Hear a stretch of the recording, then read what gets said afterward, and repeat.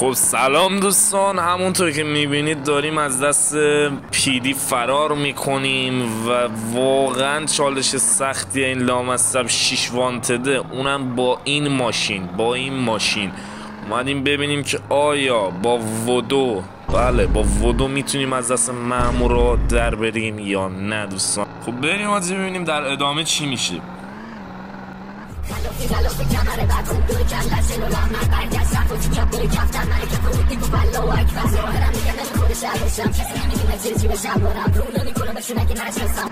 حاجی به نظر که امن میاد تا الان.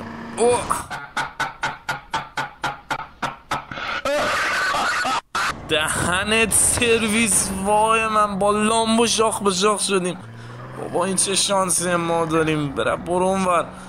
با لامبو هم شاخ به شاخ میشیم ای خدا. اوه حاجی پیدیو نگاه کن، وای من حاجی پارم. آروم باشی، آروم. حاجی کارم تموم. لعنتی کارم تموم. اوه نه مثل که ادامه داره. برو لعنتی برو. حاجی پیدیو دیدی دهنت سرویس، حاجی پارم همینجوری دارن اضافه میشن این دهن سرویس ها. ذهنیت یعنی آفرینش اوضاع درهم ذهنی. ولم کنید بی پدر مادرها. حاجی اینا دارن همینجوری زیاد میشن، از اون بدتر لامبو هم چسبیده به ما، ول نمیکنه حاجی. اینا میگیرنم حاجی، وای من اصلا باید یه هلیکوپتر برای خودم جور کنم وگرنه نمیشه واقعا اینطوری در رفت، یا نه باید بپرم تو آب. این لامبوه رو میبینید که چسبیده به ما، ول نمیکنه که.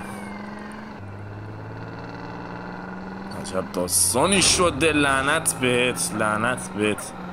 ماشین اونم همینجوری دمیج خورده.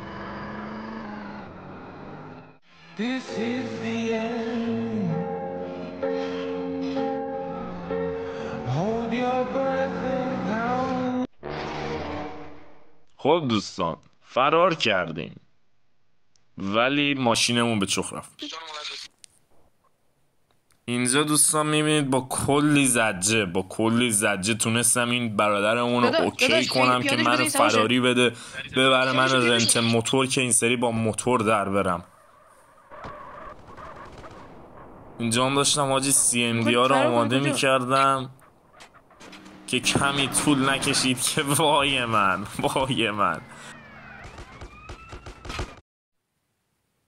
واقعا عذاب وجدان گرفتم حاجی. بنده خدا رو هم به چخ دادم. امیدوارم هر جا هستی داشت من حالت خوب باشه، ولی این موضوع همینجا تموم نمیشه، ادامه داره، 100% ادامه داره. من تا فرار نکنم بیخیال نمیشم.